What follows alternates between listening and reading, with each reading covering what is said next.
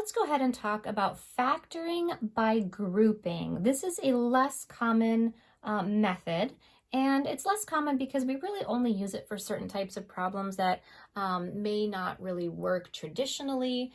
It's also, we need to know how to do factor by grouping in order to do Simon's favorite trick in AOPS. That's kind of, Simon's favorite trick is kind of like factoring by grouping on steroids. So let's go ahead and talk about factoring by grouping. A lot of students get confused about it, but once you see the connection, it's pretty easy. And let's just kind of do a quick review. If we had a two-term or a binomial that looks like 2x squared plus 6, I have this term, 2x squared, and I have this positive 6.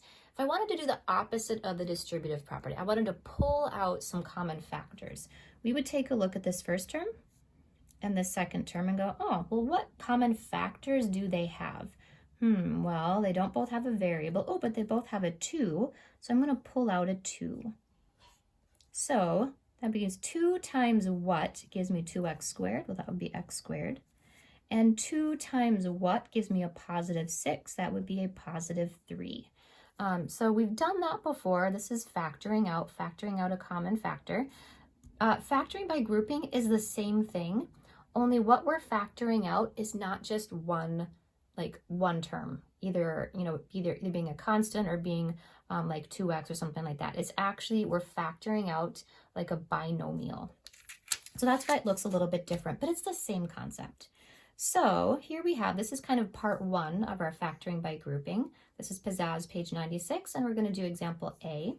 So our problem is x times x minus 2 plus 3 times x minus 2, and we want to simplify this. Notice we can't solve it because it's just an expression. I don't have anything equal to another number. We're just practicing how do we factor this, and we'll go ahead and solve things using this method later. But what I could do, I could go ahead and I could distribute out, but I actually want this to be in factored form. And you should notice something should be like leaping out to you, leaping out like this factor right here, this x minus 2, and this factor right here, this x minus 2, are the same. This is x times this whole factor, and this is a positive 3 times this whole factor. What we're going to do is we're actually going to factor out this x minus 2. So I'm going to factor out this whole x minus 2.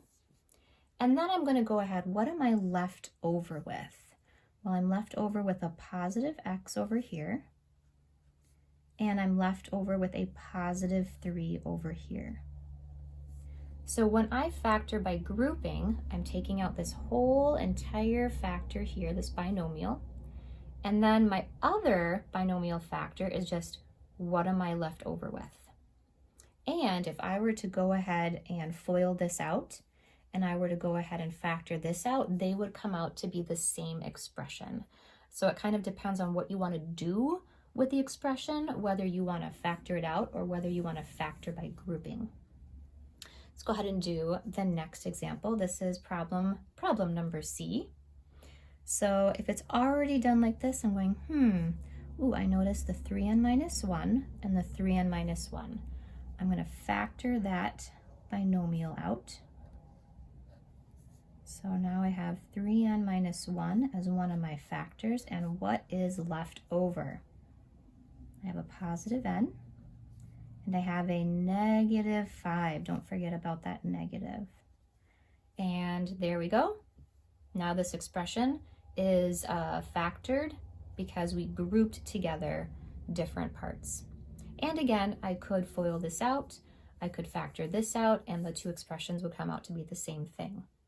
And let's go ahead and do that real quick just to show that indeed these are the same values. So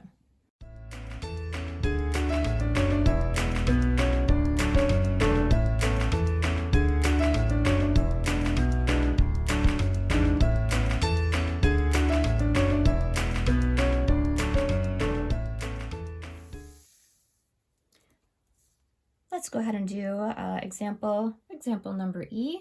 This one looks a little bit different. We have some x squareds here, and also we have in this term here we have this binomial and then the monomial is on the right of it instead of in here where they were on the left, but it doesn't really matter.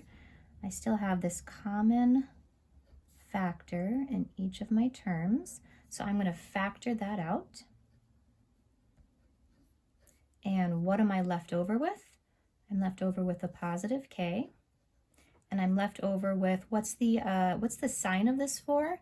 Well, I am adding this whole thing, so this is a positive 4. And there we have our factor by grouping. Go ahead and work on Pizzazz page 96, and then we'll do part 2 of factoring by grouping. All right, we're back with part 2 of factoring by grouping. We're still doing the same thing, but now we actually have to group things together. And just kind of a common question, like, when would I actually use factoring by grouping?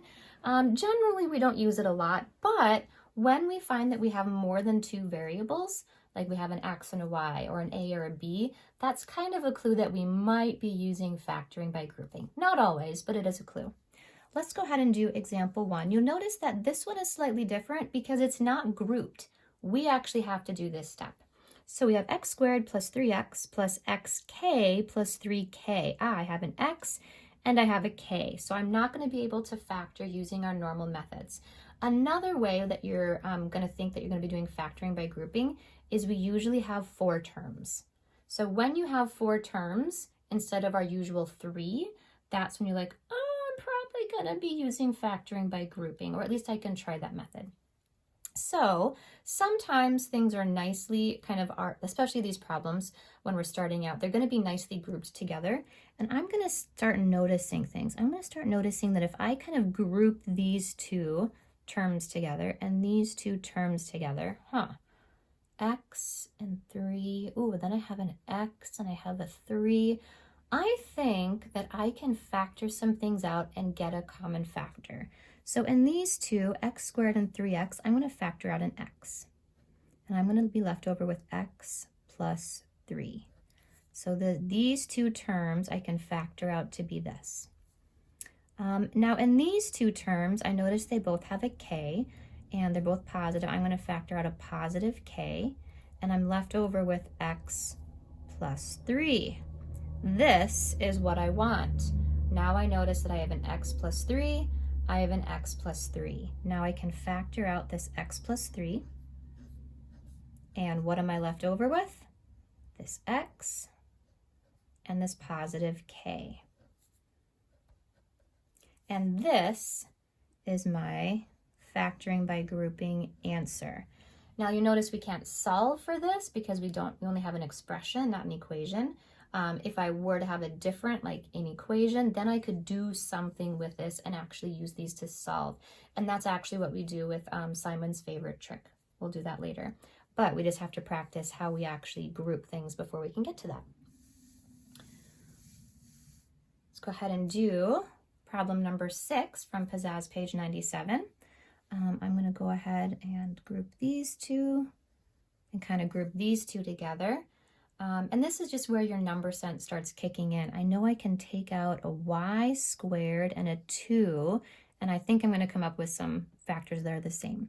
So from these 2 terms, I'm going to factor out a y squared, and I'm going to be left with a y and 1, because y squared times 1 is y squared.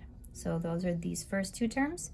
Now I'm going to take a look at these second 2 terms. I'm going to factor out a 2, positive 2, and I'm left over with y plus 1, because 2 times 1 is 2.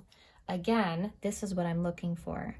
I have a y plus 1 binomial in both of my terms. That's what I'm going to factor out. So I factor out the y plus 1, and what am I left over with? Y squared plus 2. And that is my final answer. Of course, since these are both factors, you could switch the order of them. You could have y squared plus 2 first, and then have y plus 1. Both of those are the same thing. Our last example, this is problem number 12. This one looks a little more interesting because we have some x squareds and y's. Well, I'm taking a look at it and I'm noticing x squared and x squared. If I factor out an x squared, this one will be 1. And I'll have a 5 here, and then I'll have a 5 and a 1. I'm noticing there's things are starting to match up. So I'm going to group these two together and these two together. Let's see, in these two terms, x squared is what I'm going to cancel, or what I'm going to factor out.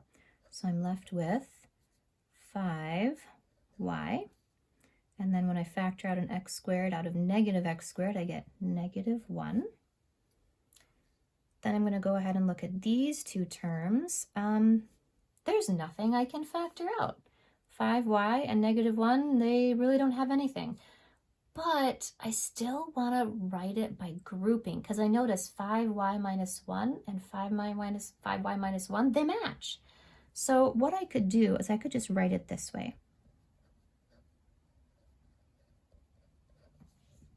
Because I haven't factored anything out of it, but this looks like it's in the same format as the problems above.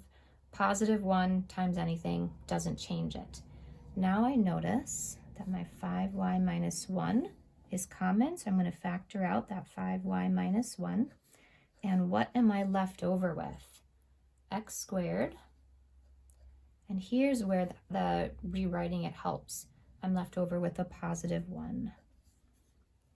So my final answer is 5y minus 1 times x squared plus 1, or I could switch them and have x squared plus 1 times 5y minus 1. Either one would be the same thing. So that is factoring by grouping. It's good to get a good practice at this so that when we hit Simon's favorite trick next, we'll be solid on already how to do factoring by grouping.